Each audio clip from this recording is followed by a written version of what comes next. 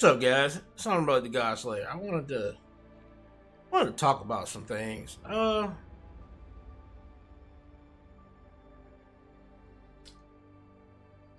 once knew a girl when I was staying in New Mexico. I once knew a girl who was addicted to drugs to the point that she had tried to jump in front of moving cars, and in order to be able to be sent to the hospital and to be given like hard drugs for pain. When she couldn't afford to get a fix, that was like one of her methods to try and basically she would injure herself in some kind of way in order to get herself admitted into the hospital and be given hard drugs.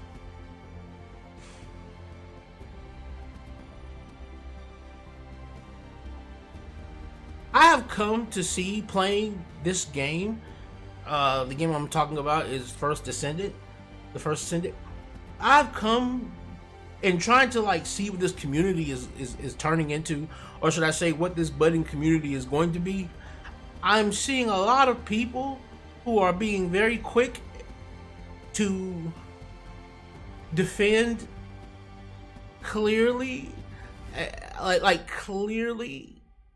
I can't say for sure objectively, because there is some room for subjective thought here, but I can almost say without a shadow of a doubt that the practices that this game delves into are without a shadow of a doubt bad, morally wrong. May not be illegal, but morally wrong. And mainly because what I'm seeing is I am seeing the same behavior that you see out of addicts. I don't know if you guys listening, I don't know how many of you have had friends or family or anybody that you just knew who were relatively close to who were addicted to something, like truly addicted to something. But one of the telltale signs that you know from someone who's addicted to something is they will justify completely radical behavior that either normal people don't do or things that they normally don't do. They will be able to justify that behavior, or they will find ways to do so just so that they can convince themselves, not just you, but themselves, that what they are doing is in any way, shape, or form normal. It's one of the reasons why I made the video, oh my god, this game is so fun. And I made the entire understanding of that video be, it is insane what this game requires you to do in order to progress in it. It's asking you to do something very crazy. And I think a lot of people thought that I was just complaining about the grind itself. No. I played, again, thousands of hours of Warframe. But what this game does not do is it does not give you a clear goal. What it does instead is it sets you out, it sets goalposts, but those goalposts don't have any solid ground. Meaning, they don't say, if you want a specific thing, you must grind this certain thing this much. And then once, somewhere between here and that much, you're going to get what you need. Like missions don't have an actual reward structure. It just has a bunch of rewards thrown out into a pile. And they say, repeat these very short, very, very boring, and very repetitive things for these drop rates that, I'm sorry, between 0 and 100% chance. And this chance is a probability thing. So it's not like 20% means 1 out of 5. It means every time you do this, there is a 20% chance of it to drop. But when you are looking for things that are 6 and 3 and 2%, you might as well consider those things almost null and void to drop. And you'd be surprised how much time you will throw into obtaining one part of a 4-part reward. Because again, the true reward is the entirety of the thing you're trying to get. But you'll be surprised how much time you'll put into one part of a 4-part reward. And I'm just using Descendants as an example. And it is something that very few games demand that kind of repetitive time, or that kind of dedication to smaller rewards. Like, it's one thing when you say grind for weeks in order to be able to tackle this ultimate challenge at the end. It's another thing when you say grind for weeks to be able to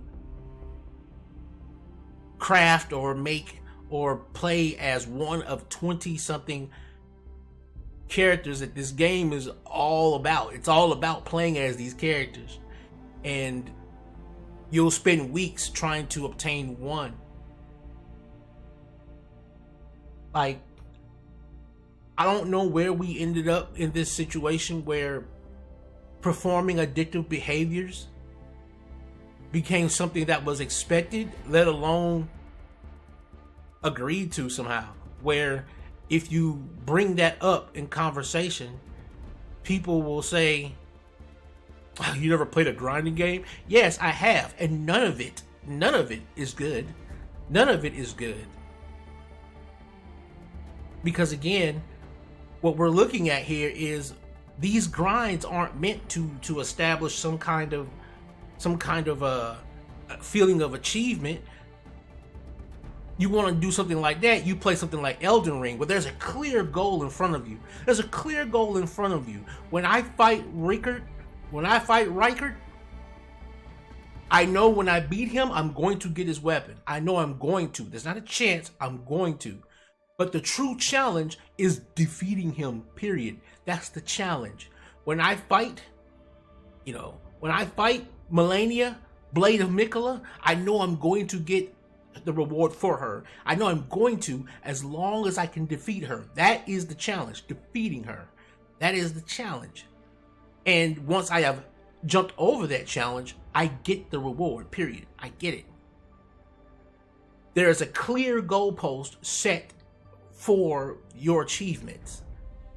But in a game like this, it's very similar to how drug dealers get addicts hooked on things. In my not so good past, I used to do that. I used to sell drugs to people a long time ago. I'm now going on 40 years old. That was back when I was in my early teens and 20s. But like, one of the ways you did it, one of the fail safe ways to get somebody hooked on something was to give them something early, give them something for free in the beginning. Let's say you and I were friends and I wanted to get you hooked on something. First things first, I want to see what kind of person you are, because the kind of person you are will decide whether I can even make money off of you.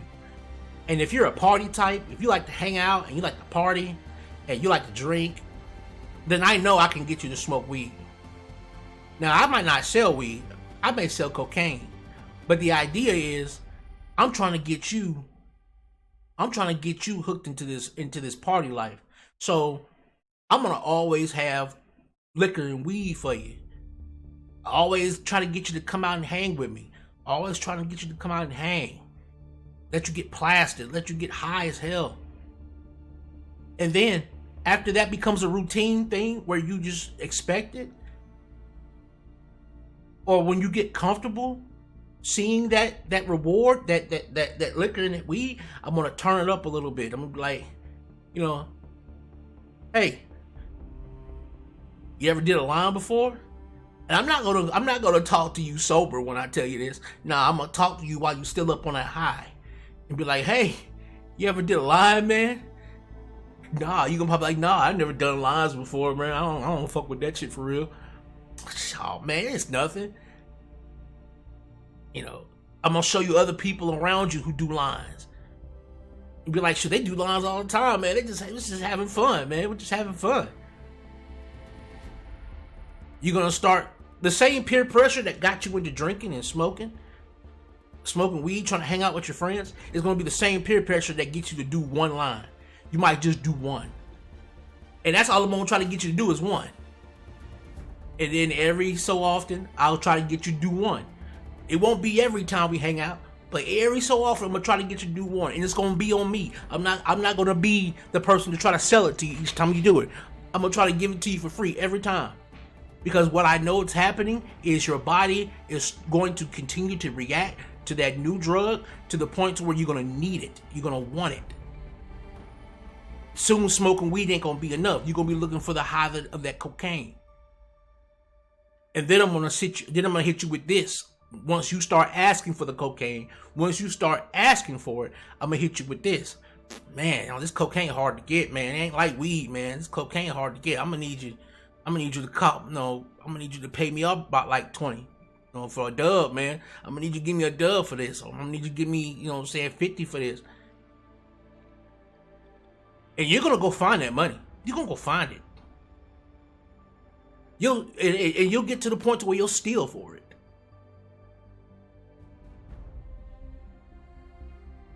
And the next thing you know, I've got you paying my bills basically at this point. And you are one of several that I've done this to. And in that situation, I'm the kind of person that wouldn't care about what happens to your life after that. The deal is, if you want this, you gotta pay for it. And now all of a sudden, the cool friend that you thought I was becomes a leech to your life. Now let's turn this whole thing over and let's look at exactly what happens when you play this game, the first Descendant. The first Descendant that they show you, that they basically plastered in front of you, was Bunny. She is the face of the entire franchise of this game, of the entire game, right? She's the face. So they made sure you got her free and you got her first. Oh, you had to play as somebody else first, but they made sure that you were going to get her as soon as they could get her in your hands. And then when you got her, they made sure that there were going to be one or two, maybe three others that you could get really easy. That'd be Freyna, Sharon. These were Descendants that you didn't have to grind as hard for. But they didn't make all of the Descendants that same kind of grind, where each piece was just a place you went and you grinded that one place until you got that piece. Nah, they knew once they got you hooked from the practically free Descendants, they were like, all right, now you gotta start paying.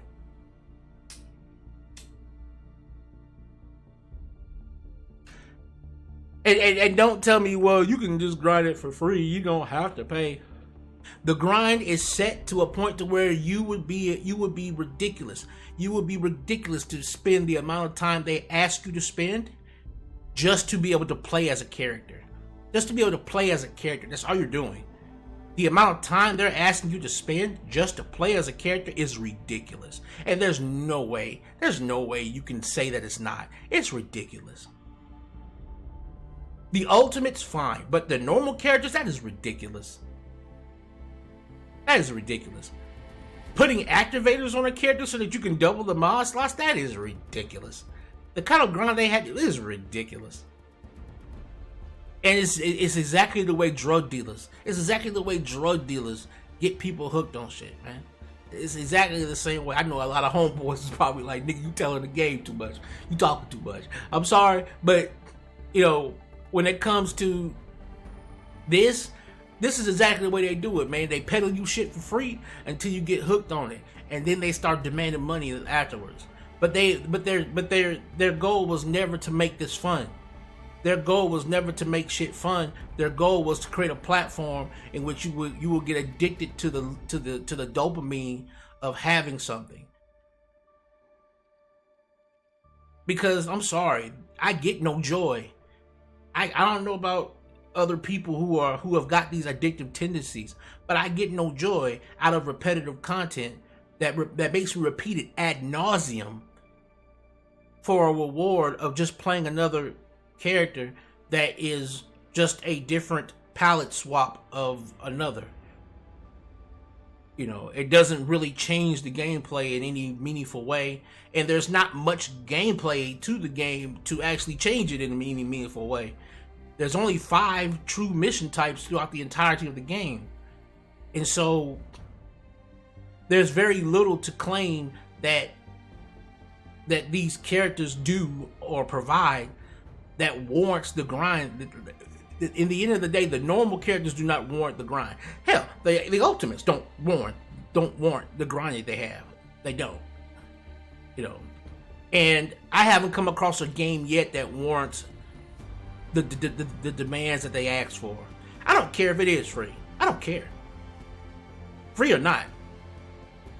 A game should not demand this much of your time in order to play it and be successful at it in terms of like actually achieving. It's a game, bro. This isn't a 9-to-5. This isn't a career. It's a game. It shouldn't be a thing where I'm hearing people say, yeah, man, it's been a week, man, I've only got 1 part to this person, or yeah, it's been a week, I've been grinding and I've only got 2 parts for one person. And I shouldn't be hearing that. I shouldn't be seeing that. And then I'm seeing people, well, it's a grinding game, man. That's what you signed up for. It's a grinding game. No, that sounds like a drug. That sounds like a drug addict's coat. That sounds like a drug addict's coat. Oh man, just one more, man. I promise I'm done. Just one more, man. Just one more hit, man. I promise I'm done. I just need to get this to get through my day, man. Just get through my day, man. I swear I'm gonna come clean. I'm gonna get clean. Sounds like a drug addict. It sounds like a freaking drug addict's cope, man. Like, I've seen that. I've seen that far too many times. The justification for insane behaviors.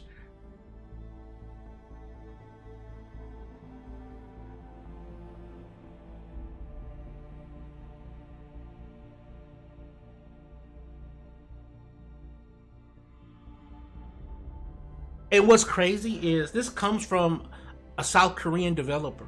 And in Asia, it is a widely accepted and believed fact that video game addiction is very, very real and very, very dangerous, to the point to where they limit how many rewards you get for playing your video games over there. Like, if you play to a certain amount of time, you will get less and less rewards the longer you play, just because they're trying to stem how much people play these video games, because they believe that video game addiction is a big problem over there. Like in the West, we're just now starting to come around to the idea that video games can be an addiction. But what's crazy is these are the same type of developers that make shit like this. These are the same kind of developers that make shit like this, that prey on the addictive behaviors of people with a lot of time, not much else to do, and the constant need for some kind of stimulus.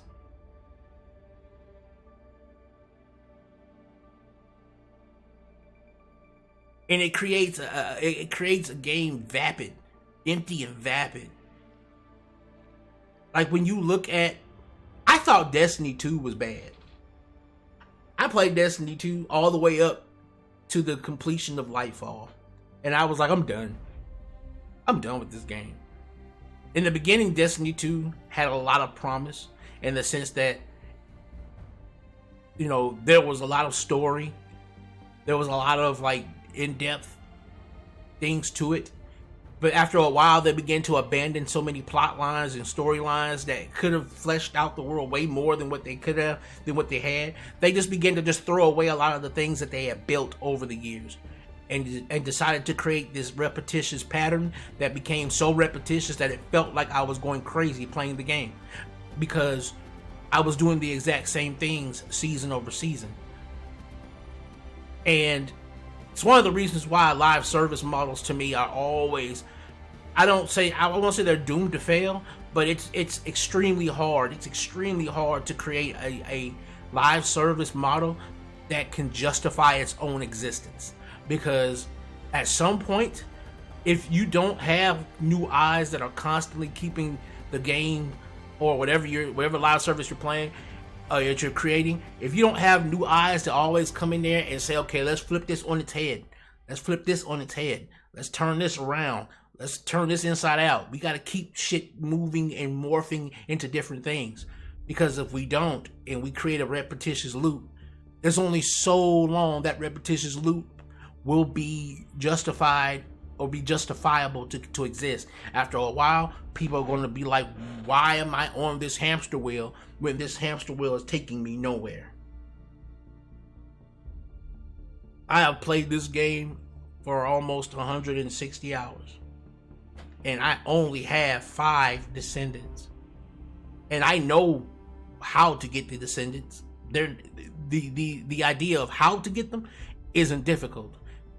What is difficult is keeping the motivation when you know the grind is there for a specific reason, and that is to turn you off to actually playing the game and to turn you on to paying for that high. You know, and it's like, again, like I know this tactic very well. It is a drug dealer's tactic. It is the way drug dealers do this, man. This is how we used to work, man. You know, we sacrifice we sacrificed that for every chopped up brick we had. We always set aside about a good $200, $300, $400 worth of it, and we'll set that aside, and that right there would be the hookers. That's the hookers. We call them hookers, man. That's the shit right there that we gave out. We just gave to people. You know what I'm saying? We found us a mark. We realized, oh yeah, you got addictive behaviors. Yeah, you can be made addicted to something, and then we'll just straight up start hooking marks. And it's usually the ones that got way too much time on their hands to party. That's why a lot of drug dealers like getting them young. They like getting them in their teens. Getting them fucked up and hooked to shit on while they're in their teens. Because that's when they got a lot of time to party. It's hard to get somebody who's working 2 jobs, trying to hold down a wife, kids, and a house mortgage. It's hard to get that person hooked to something. They got too many responsibilities. They got too many responsibilities. They got too much to look at and say, I can't afford to fuck this up. But when you get somebody that's young, who's a kid, who's a child, they can afford to sit at home for 15, 16 hours on a game. All of a sudden that grind don't look so bad because it ain't much else they got to do in their day. So when somebody says, man, this grind is too much, they jump online and defend something that is literally feeding them a drug like crack, like a dope fiend, you know. And they'll defend the insane behavior of repeating something for days on end for the smallest of rewards. They'll defend that insane act like a crack fiend. And what's wild is how much of it I saw. I didn't expect to see none of it. I knew I would see some people do it, but I am surprised about how many people actually believe that the grind in this game is okay. It amazed me because it made me realize just how many people are truly addicted to video games. Not just like video game hobbyists or people who are just enthusiasts about video games. I'm talking about people who are truly addicted to the act of playing a video game, to the act of constant stimulus. It woke me up to how many people are truly addicted to it. Because I've been playing video games all my life. Even back when I was in the street doing gang things, a lot of my pastime when I wasn't doing stuff in the streets was playing video games.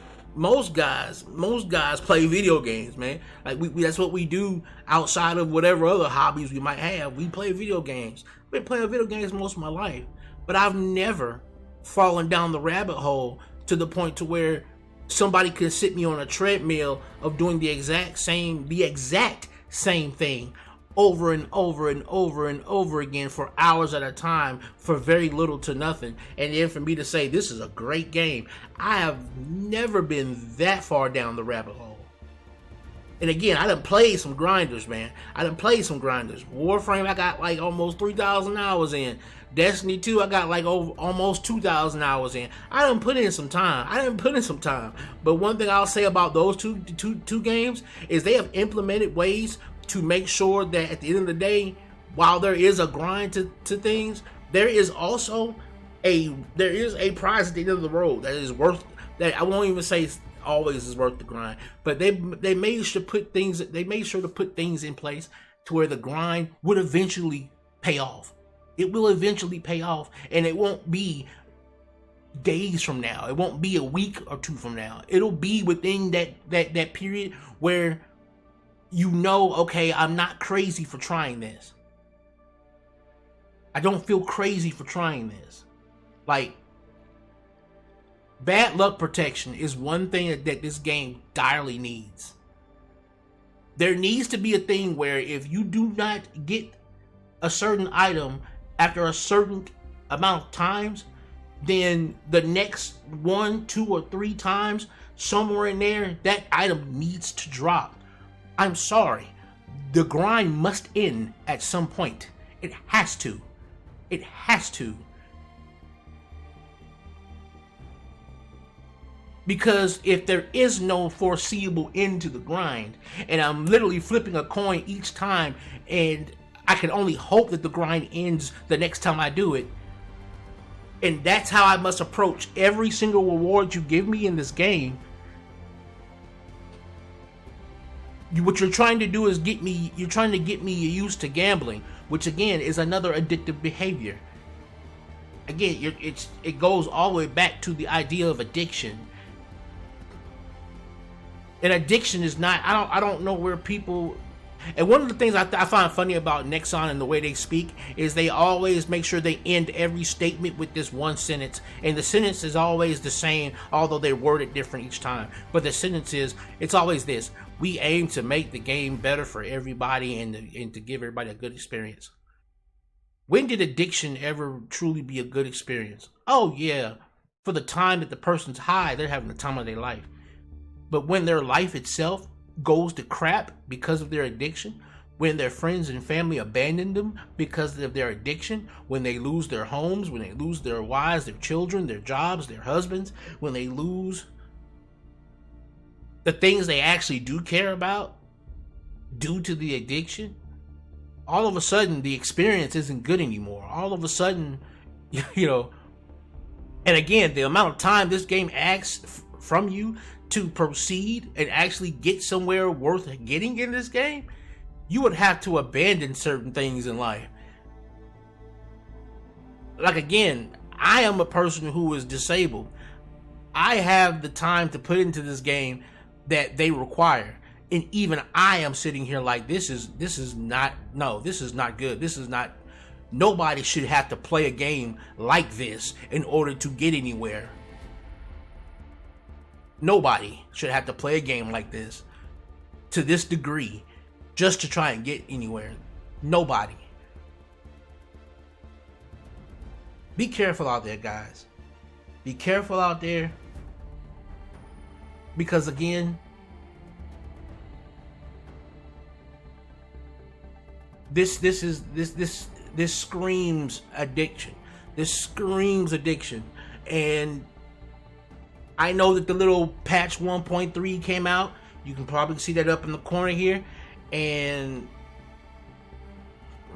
mind you, they've been getting feedback about these drop rates and these drop chances on things for a while. And the only thing that they've said in terms of actual reward structure is that hard mode will drop more things out in the world. They didn't change any of the drop rates of the actual amorphous patterns or the rewards you actually need and want. They didn't change anything there. Now, they say they might do that on August 1st. I'll believe it when I see it. But even then, it's like, I don't know.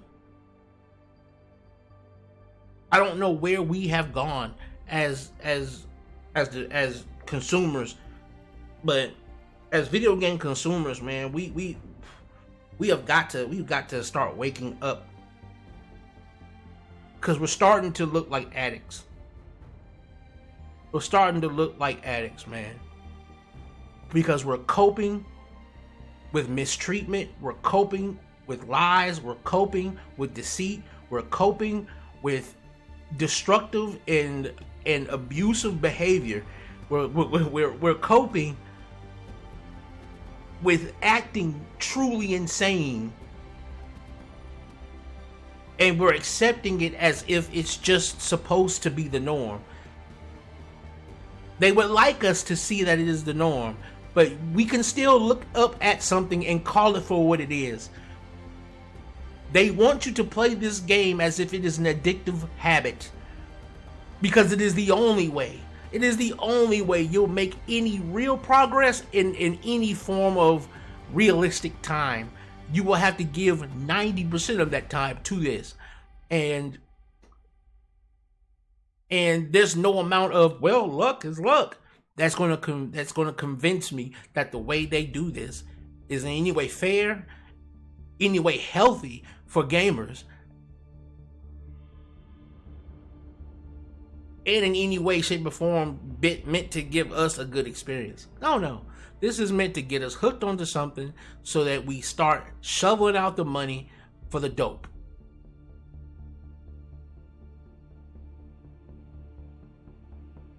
They gave us our first line, Bunny. They gave us our second line. Start giving you a couple of activators. Gave you a catalyst. Gave you an activator for free. They gave you a line. Showed you what you could get. Showed you all the cool things you could get in the game. Showed you the booty. Showed you the titties. Showed the skimpy outfits.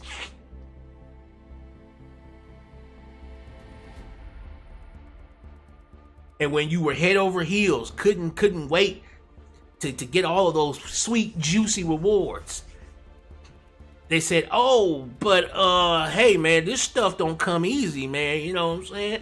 This stuff don't come easy, man. I'm gonna need some money now. You know what I'm saying? Like, this stuff's kind of hard to give, man. Now, mind you, I could have just charged you full price and made this like a regular game, but now I had to give it to you for free a couple of times. I had to give it to you for free so that you can see it, so I could justify selling, so I could justify slinging it to you like I'm a drug dealer. I had to justify that by giving it to you for free for a little bit. I had to give it to you for free for a little bit, so that when I say I need money now, you're gonna be like, why you charging me now? And then I can say, come on, man, I've been hooking you up all this time. You mean to tell me you can't kick me off a few dollars now, man? Cause see, that's what I'm gonna do. I'm gonna go back to the fact that I gave you a bunch of this for free to try and guilt you into thinking that, oh man, yeah, I probably should pay now. I've been partying off of you for free. Yeah, I'm a guilt trip you into doing it, cause I already got that in the bag. If you ever fight me on paying for it, I'm gonna be like, man, come on, dude. All the dope, all the lines you done got off me for free. You mean to tell me you can't pay just one time? I'll give you double, man. Just pay me $10, $20. I'll give you double that. You know what I'm saying? You can hit something now and then hit something later when you're at the house. Oh yeah, I used to do that shit too. I used to give you double what it's actually worth. I used to give you double from what you gave me. You give me 20, I give you 40 worth. You give me 25, I give you a whole goddamn half. I would give you more than what you paid for, because again, my goal is to get you stuck. Is to get you stuck. Is to get you stuck to the point to where you start making fucking excuses for the way I treat you.